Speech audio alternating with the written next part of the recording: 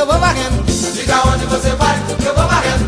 Vou varrendo, vou varrendo, vou varrendo, vou varrendo. Vou varrendo, vou varrendo, vou varrendo, vou varrendo. Ah, diga onde você vai, eu vou varrendo. Diga onde você vai, que eu vou varrendo.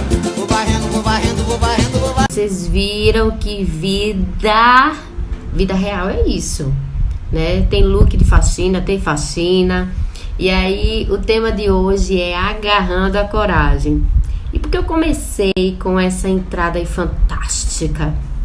Porque gostaria que a gente refletisse que todos nós, né, por mais que a gente não goste, eu mesmo não gosto muito, confesso, dessas atividades domésticas, e inclusive faxinar não é uma das minhas atividades preferidas, mas a gente tem que faxinar, né? Então, se a gente quer a casa limpa, a gente tem que limpar. E mesmo que seja uma prática não tão prazerosa, a gente faz porque a gente quer a nossa casa limpa, a gente quer um lugar bem cuidado, a gente quer estar sem rinite atacada. Então os cuidados com a casa, né, com a limpeza da casa, eles são constantes e a gente, mesmo não gostando, coloca como prioridade em nossas vidas. Só que, infelizmente, essa limpeza e esse cuidado, a gente não tem na mesma proporção com a nossa mente, com as nossas emoções, com os nossos sentimentos, com os nossos pensamentos. E é sobre isso, né, que o encontro agarrando, na verdade, a coragem vai tratar. Vou iniciar falando sobre o mito da coragem. Quem nunca ouviu, né, dizer assim, mas ele é corajoso, ele não tem medo. E lê do engano, porque o corajoso, ele tem medo sim. O medo é algo que é intrínseco, a gente nasce com ele, a gente o tem, né? Porque a gente precisa ter para nossa própria proteção. A diferença é que o corajoso, ele não permite que esse medo o tome conta, né? E faça com que controle, né, suas ações. Então o medo, ele passa a não ser o protagonista, mas ele passa a ser o coadjuvante, aquele que está ali do ladinho, mas o controle não está na mão dele. Então, para sermos corajosos, o primeiro passo é assumirmos que nós temos medo sim. E aí é muito importante que a gente identifique quais são esses medos. Eu tenho medo de quê? Esse medo é real? Ele está baseado em quê? Então, o primeiro passo é ter conhecimento desse medo, saber quais são esses medos, a gente tem que dar nomes a eles, identificar, para que assim fique mais fácil a gente conseguir enfrentá-los. Um dos medos que a gente precisa enfrentar para a gente ser mais corajoso é o de enfrentar o medo de correr riscos. Ou seja, quando a gente tem medo de correr riscos, a gente inibe a criatividade, a gente inibe a nossa inteligência, a gente faz com que o nosso caminho seja muito de repetição.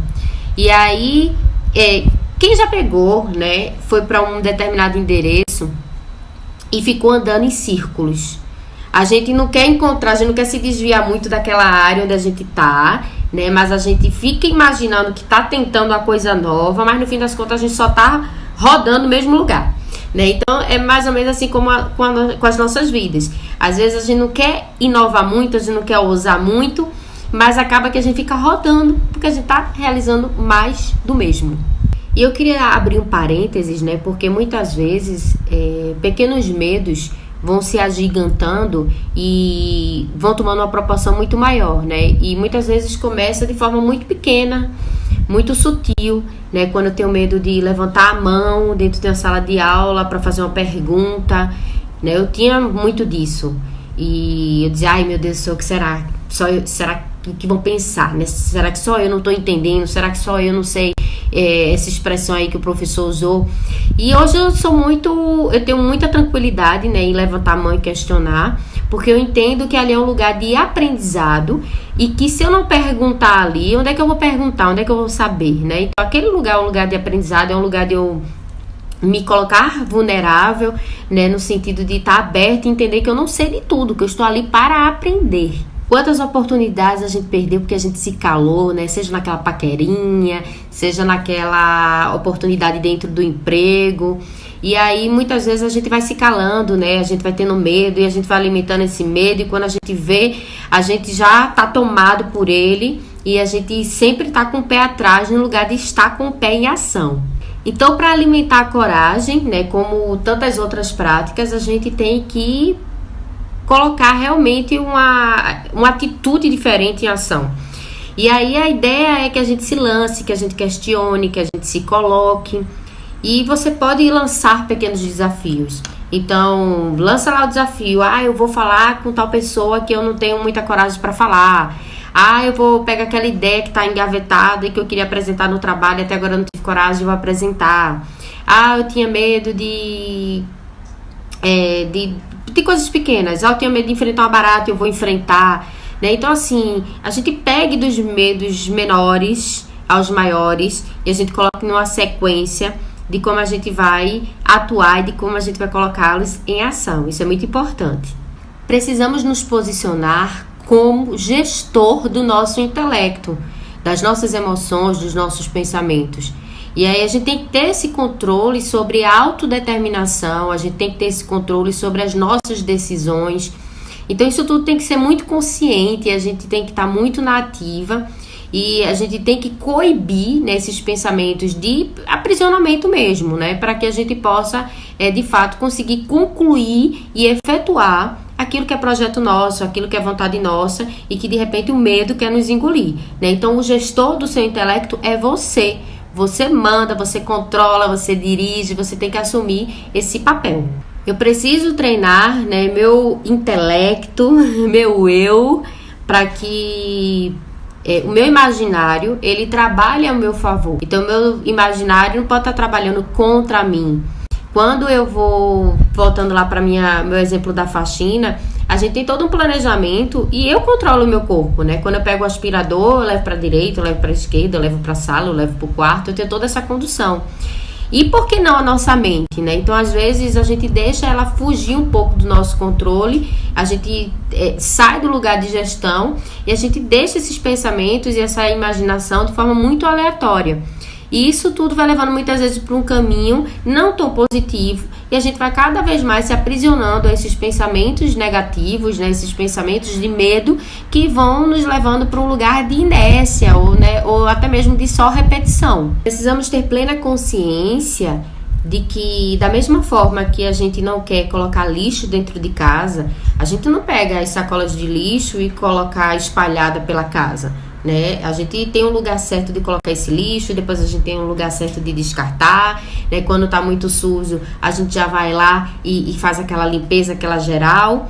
E a gente tem que ter muita sabedoria para fazer a mesma coisa com os nossos pensamentos. Então, quando a gente começar a perceber que está fugindo do nosso controle, que esses pensamentos estão mais nos prejudicando do que nos ajudando, está mais nos colocando para baixo do que para cima. Então, a gente é o momento da gente parar, da gente refletir e da gente começar a trabalhar em cima desses pensamentos e dessa gestão desses pensamentos para que a gente tenha mais controle em relação a cada um deles. Tem uma prática do Augusto Cury que eu achei muito bacana e eu tenho colocado ela em prática, que é convidar o nosso eu para uma mesa redonda. Então imagina lá, né, com uma mesa redonda e você vai colocar o seu eu lá bem posicionadinho com uma conversa. E ele chama da prática do DCD, que é o duvidar, criticar e declarar. E aí no duvidar é justamente a gente convidar aquele pensamento, né? Digamos, Rebeca, você é uma fracassada. Eu não tento muitas coisas porque eu acho que eu vou fracassar, né? Porque eu já falhei muito e vou falhar de novo e não vai dar certo. Então eu convido esse pensamento para ver o quanto ele é real ou não. Então eu vou duvidar desse pensamento, eu não vou abraçá-lo como verdade. Vou ver de onde é que ele vem, né? Baseado em que eu estou trazendo essas afirmações. E aí, depois eu vou fazer a segunda parte, que é o criticar, né? Então, eu vou começar a rebater de forma muito crítica. Vou falar minhas verdades, vou dizer o quanto eu concordo ou discordo. Eu vou começar a criticar esse pensamento e não só dizer, tá bom, é isso mesmo e beleza. E a outra parte é o declarar, que é você começar a fazer declarações positivas, você realizar afirmações que desmentem aquele pensamento negativo, aquele pensamento que está querendo lhe empatar, né? Aquele pensamento que está querendo fazer com que você paralise. Então, todo pensamento que de alguma forma lhe prejudicar bastante, tirar sua coragem, né, bloquear sua mente em determinados aspectos com medo, ansiedade demais, você convide o seu eu gestor para entrar em ação, coloque nessa mesa redonda e pratique o duvidar, o criticar e o declarar. E para finalizar, eu queria trazer um acontecimento aqui que eu vivenciei aqui em casa para poder mostrar como na prática muitas vezes acontece em nossa mente. Então deu uma peste de formiga e aí a gente foi comprar um daqueles venenos que as formigas comem, quando elas voltam lá pro cantinho delas acaba infectando as demais e mata todas, né? Muitas vezes acontece isso com a nossa mente. Pequenos pensamentos negativos de forma bem pontual vai tomando espaço em uma proporção, né? A gente vai deixando entrar na nossa mente, a gente vai alimentando e quando a gente vê, tá empestado de formiguinha que não presta, comendo o nosso juízo, colocando medo, ansiedade e tudo que nos paralisa e nos tira do eixo. Então, muitas vezes, a gente não precisa atacar aquele lugar central onde estão as formigas para matá-las. São pouquinhas que a gente vai dar o veneninho e quando ela chega lá, toma conta das outras. Como os nossos. Mas tem notícia boa! Do mesmo jeito que os pensamentos negativos vão lá e tomam esse espaço que eu falei, os pensamentos positivos também.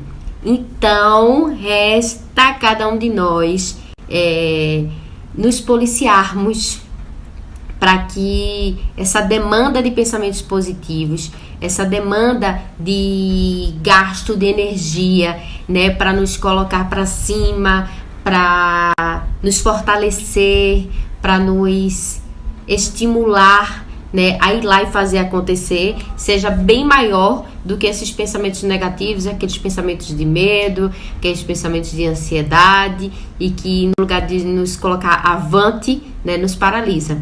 Então, para a gente abraçar a coragem, a gente precisa se despir, precisa chamar o gestor do nosso eu para entrar em ação. E aqui embaixo eu vou colocar algumas dicas de forma bem resumida e sucinta para que vocês possam colocar em prática a fim de potencializar a nossa coragem.